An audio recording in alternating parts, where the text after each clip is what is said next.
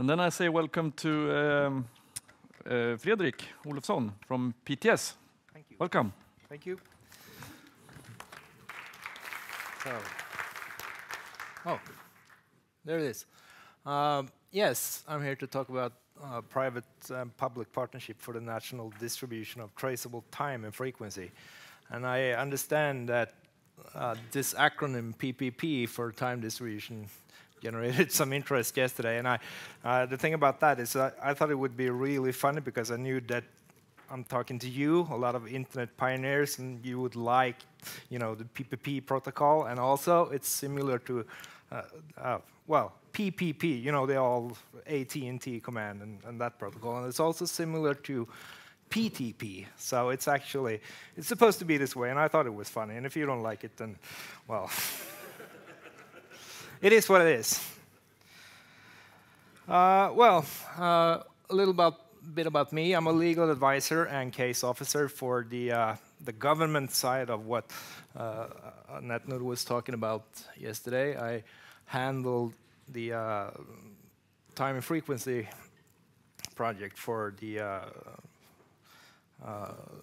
for PTS, and I want to say one thing. Most of my source material, it's legal text, and the source material is always in Swedish, and I have made those translations, and they are in no way authoritative or even, I don't know if they're even correct. So you can't quote these and say this is the Swedish law, because it's not.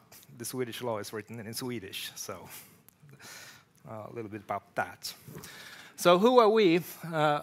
Well, first a brief background. This really has nothing to do with distribution of time. But in 2007, a report was commissioned called Perfectly Timed that by the Swedish government. I actually don't know if they commissioned it, but it's available at the Swedish government webpage to be downloaded. It's called Perfekt Timat in Swedish. And one of the main conclusions in this report was that it's not only important, but it's actually a condition for a high-tech society to have robust and traceable time and frequency to be both produced and distributed in Sweden for a high-tech society to function under ordinary conditions as well as under high stress. So that was the problem. But it was obvious from the start that the market would not solve this, because time was already available via GNSS and GPS systems. So the market is not interested in this, because who wants to pay for something that you can get for free? So entered the PTS, the Post och telestyrelsen, the Swedish Post and Telecom Authority. And we are a government agency under the government, and like almost all Swedish government agencies, we are very independent. This is something that is really hard for foreign bureaucrats to understand. So the minister can't actually tell you what to do on a day-to-day basis, and they can't, and this is incomprehensible. But we get our tasks from what is called the instruction, which is basically law. It's not, but it's basically law. I won't get into that.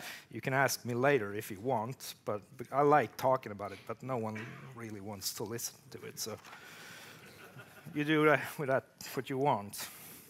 So we get our responsibilities mainly from the instruction, which is that number there, 2007-951.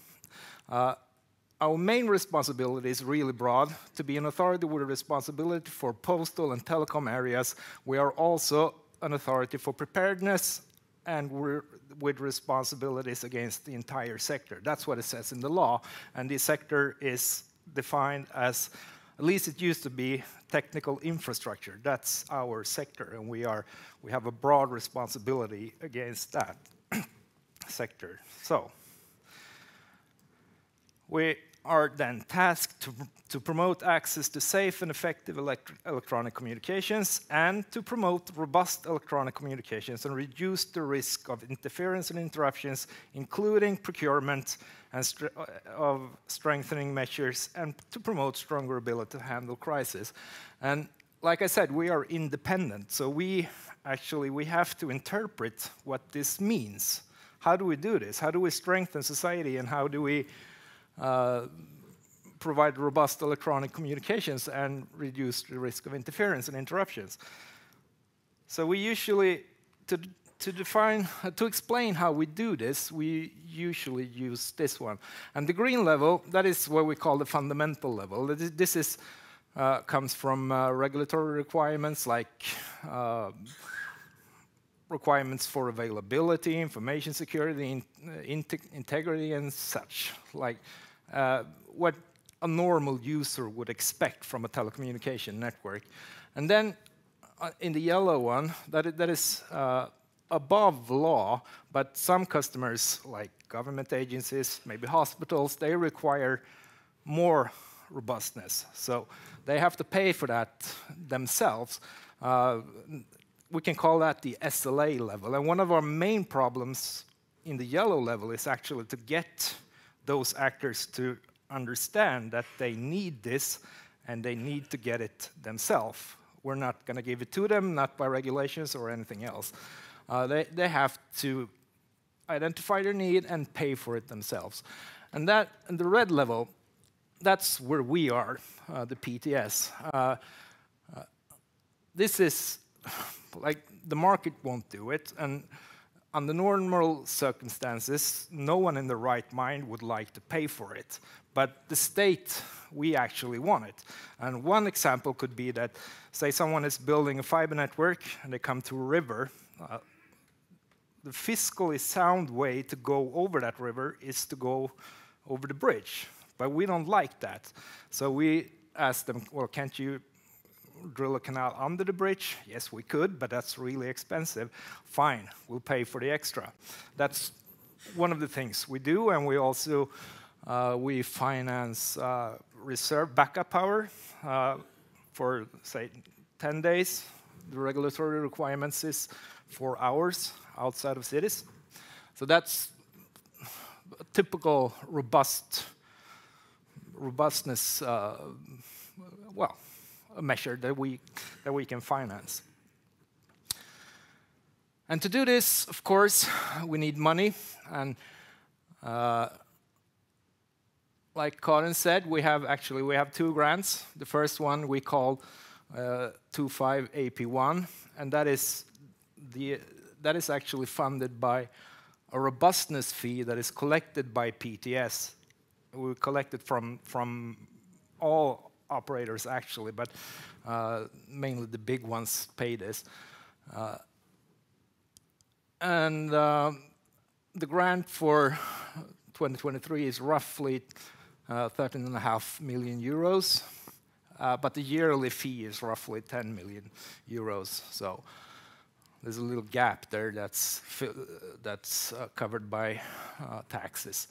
And the second part of the robustness budget is completely funded over the state budget, and that is collected by taxes completely.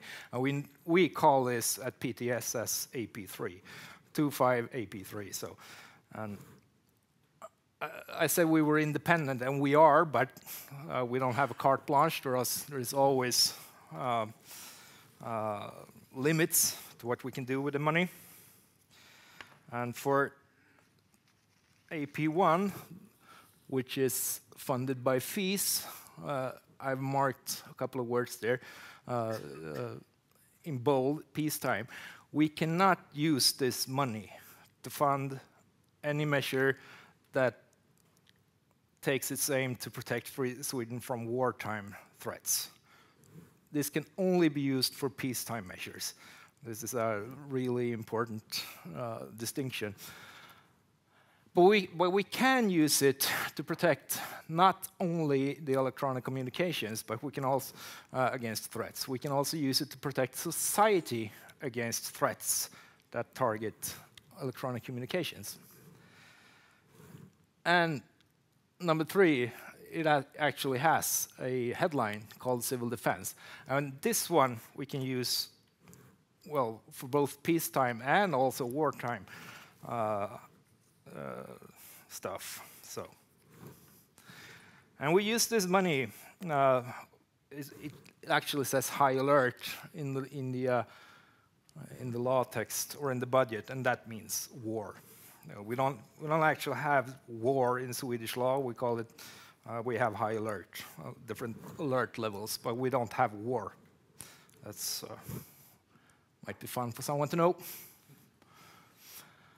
Well, this is where the fun actually starts. Services of general economic interests. So what is an SGE? Well, it's European regulations. It's state aid. And as we all know, state aid is prohibited unless it's done in a lawful way. And a service of general economic interest is one way to actually pay for state-aided measurements and do it in a lawful way. But it needs to be done within the state's own regulatory system. But when it's done that, the states themselves are really free to define what a service of general economic interest is. The EU website says that, I need to find my glasses. A service of general economic interest are services that public authorities classify as being of general interest and therefore subject to specific public service obligations. And this is one of the Swedish SGE regulations. And it gives us, the first paragraph gives us what we can do with this money. We can implement certain measures for reliable and robust electronic communications with the purpose of protecting the communications against the severe threats and strains in peacetime and in times of high alertness. And aid can be given if funds are available, obviously. We can't give out money that we don't have, but it was important to write that in the law text. And aid, of course, so this one is what we can do, and this fourth paragraph is what we can't do. We cannot give state aid for a measure that a company is required by law to implement by themselves. That would be the green level. A company can do on commercial grounds, or a measurement that can be procured in open competition. And it's interesting, even if we can, according to EU law, even if you can procure something in open competition,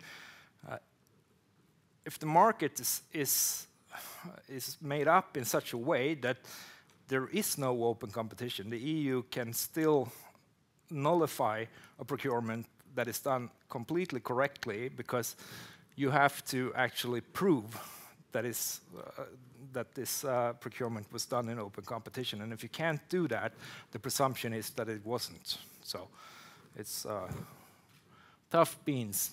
But state aid can be given out in a lawful manner. And this is what we do, for instance, with the time and frequency service. And now about the service itself, I'll just show you that we have 6 nodes actually. The blue ones, they belong to RISE, and they are the authoritative nodes in Sweden.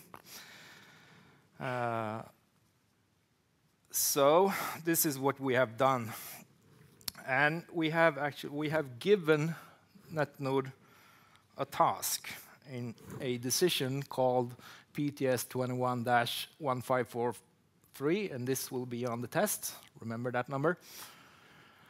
We tell Netnod to perpetuate, develop, and manage the service production and distribution of blah, blah, blah, in accordance with what is provided, previously stated.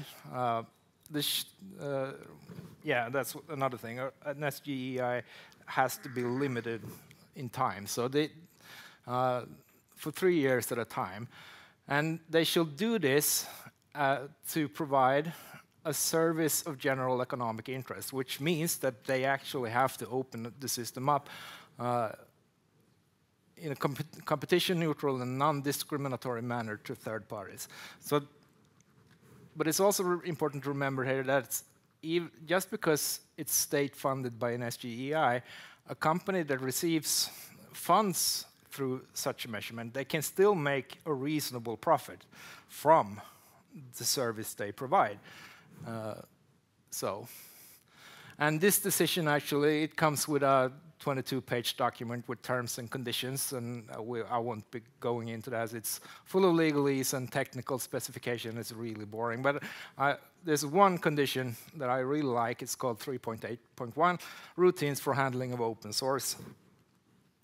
And it says that source code that has been developed in connection with the development of the system should, as far as Netnod deems it suitable, be made available to the general public.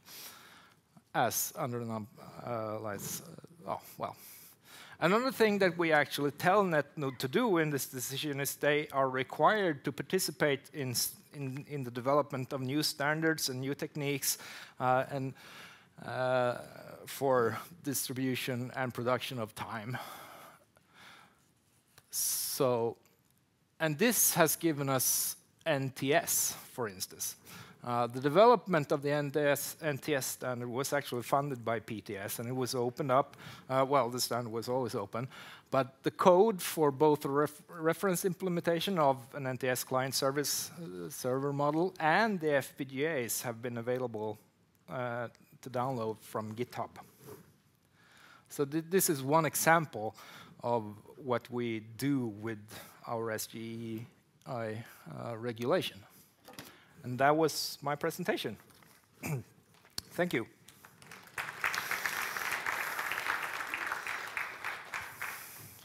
Thank you. Any questions?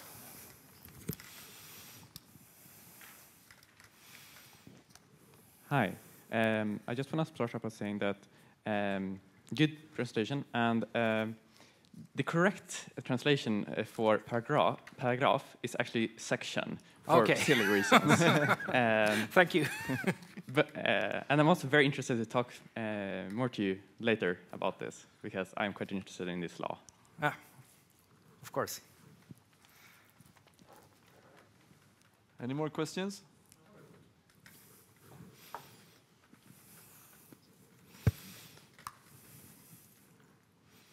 You mentioned peacetime, wartime, high alert, and in some countries they call it a special campaign, and some other countries call I guess, special activities. My question is, during the Swedish requirement for the NATO, does it mean you need to change the alert time or alert definition to something else? Because I guess during the peacetime, when you are part of the non-alliance, then peace means something else. When you are involved in campaign, special campaign, then is it high alert or it's not? Well, actually, high alert is it's a legal definition in Sweden. So it can happen in two ways. Sweden can be invaded, or the government can say that we are in high alert. And if Sweden is invaded, high alert is automatically proclaimed. But one thing about the Swedish armed forces is that they are actually defined as a defensive force. We don't have special operations forces. We have a defensive force, and their task is to defend Sweden and nothing else.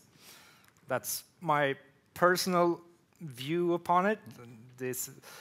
In this statement, I am in no way affiliated with anyone else.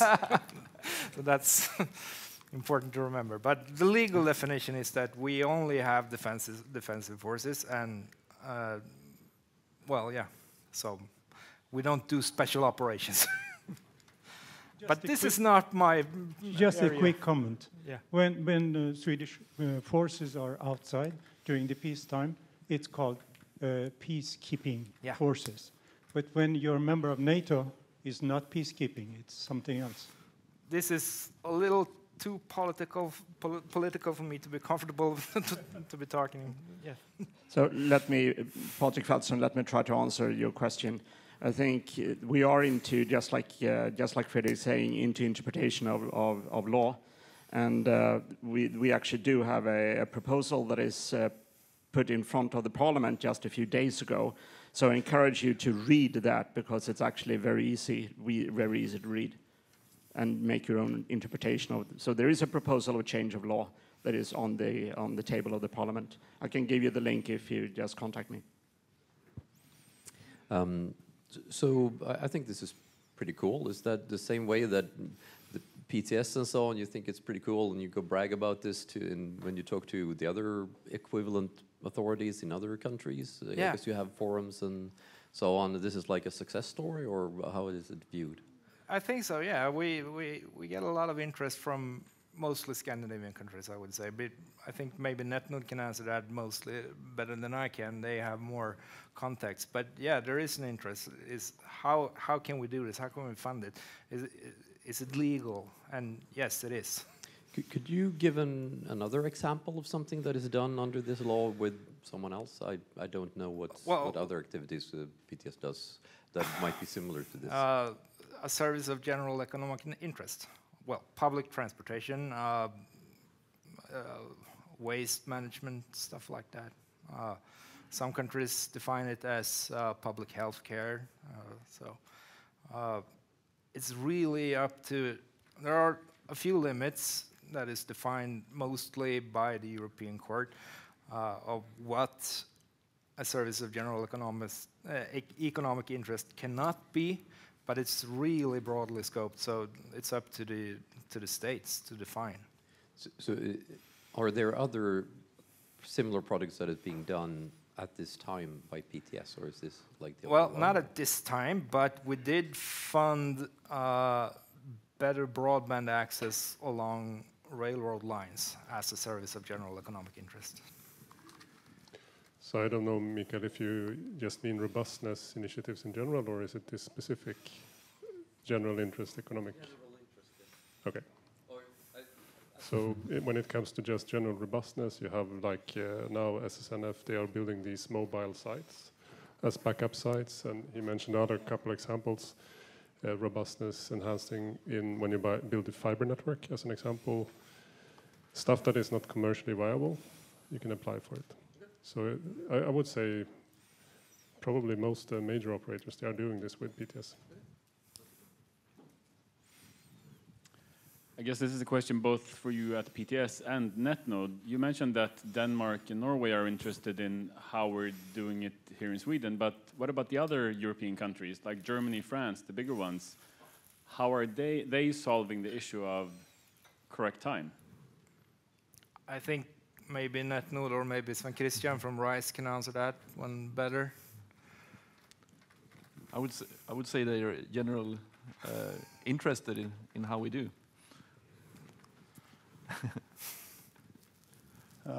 Hi, Sven Christian Ebenog from RISE.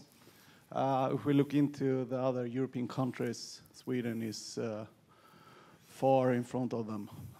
The NMIs are just looking at building better clocks. They don't care about telecommunication, and they use GNSS for everything. They live in peacetime. They don't care. So when we're talking about having equipment in bunkers and caverns, they just shake their heads and ask, "Oh, you're stupid." Regarding Denmark, they just started the time scale. They only have one official clock so far. Maybe they will have two in a couple of in this year, but it will take a while. So, yeah, we're quite well prepared. Thank you. Thank you. Thank you. Thank you, Fredrik.